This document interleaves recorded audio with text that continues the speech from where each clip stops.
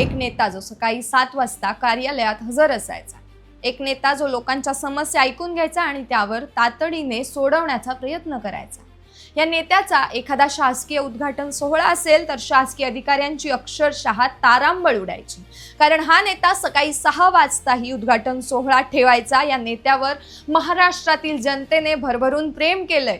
तो होता देखील तसाच गमती जमती करणारा, हजर जबाबी आणि प्रसंगी अत्यंत रोखठोक बोलणारा। हा नेता म्हणजे महाराष्ट्राचा दादा, अजितदादा। आज अजितदादांची जयंती, त्या निमित्तानं संपूर्ण राजकीय कारकिर्दीचा आढावा घेऊया। नमस्कार, मी प्रियांका पालकर, तुम्ही सगळे पाहताय द फ्रीडम कॉलम। अजितदादांचा जन्म 22 जुलै 1959 रोजी झाला। आपले काका शरद पवार यांच्या मार्गदर्शनाखाली अजितदादांनी देखील राजकारणात प्रवेश घेतला। 1982 पासून सहकार चळवळीच्या माध्यमातून त्यांनी आपल्या राजकीय प्रवासाची सुरुवात केली। 1991 मध्ये अजितदादा खासदार झाले, मात्र काही काळानंतर त्यांनी पुन्हा राज्याच्या राजकारणात परतण्याचा निर्णय घेतला आणि 1993 मध्ये आमदार म्हणून महाराष्ट्राच्या विधानमंडळात प्रवेश केला। 1999 मध्ये राष्ट्रवादी काँग्रेस पक्षाची स्थापना झाल्यानंतर त्यांनी पुणे जिल्ह्याचे पालकमंत्री तसेच राज्याचे जलसंपदा मंत्री म्हणून जबाबदारी स्वीकारली।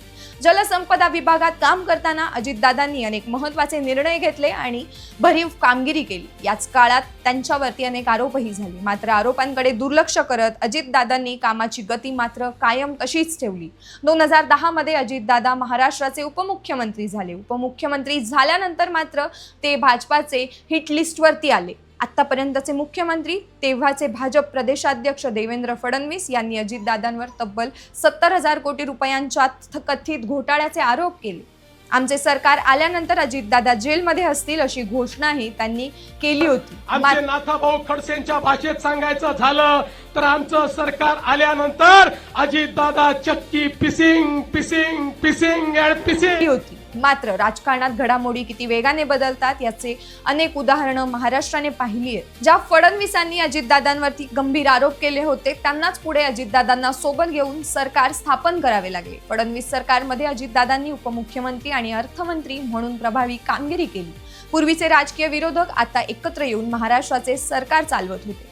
अजितदादा पवार हे महाराष्ट्रातील सर्वाधिक मेहनत करणारे राजकीय नेते म्हणून ओळखले जाऊ लागले।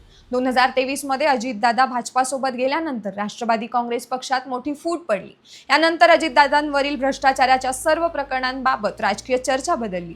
पूर्वी जे भाजपाचे नेते त्यांच्यावर भ्रष्टाचाराचे आरोप करत होते तेच पुढे अजितदादांचे कौतुक करताना दिसले। त्यामुळे अजितदादांवरील भ्रष्टाचाराच्या आरोपांची चर्चा जवळपास थांबली। भाजपासोबत अजितदादांनी राजकीय जुळवून घेतले होते, मात्र 28 जानेवारी 2026 रोजी मुंबईहून बारामतीकडे खासगी विमानाने प्रवास करत असताना झालेल्या अपघातात अजितदादा आपल्या सर्वांना कायमचे सोडून गेले। अजितदादांच्या अंतिम संस्कारावेळी उसळलेली प्रचंड गर्दी त्यांच्या विषयी सन्मान आणि सामान्य जनतेच्या मनात असलेला प्रेमाचा मोठा पुरावा ठरली। मात्र अजितदादांचा मृत्यू हा केवळ अपघात होता की घातपात होता हा प्रश्न आजही अनेकांच्या मनात आहे। अजितदादांचे पुतणे आणि राष्ट्रवादी काँग्रेस शरदचंद्र पवार पक्षाचे आमदार रोहित पवार यांनी हा अपघात संशयास्पद असल्याचा दावा करत अनेक पुरावे समाजासमोर मांडले।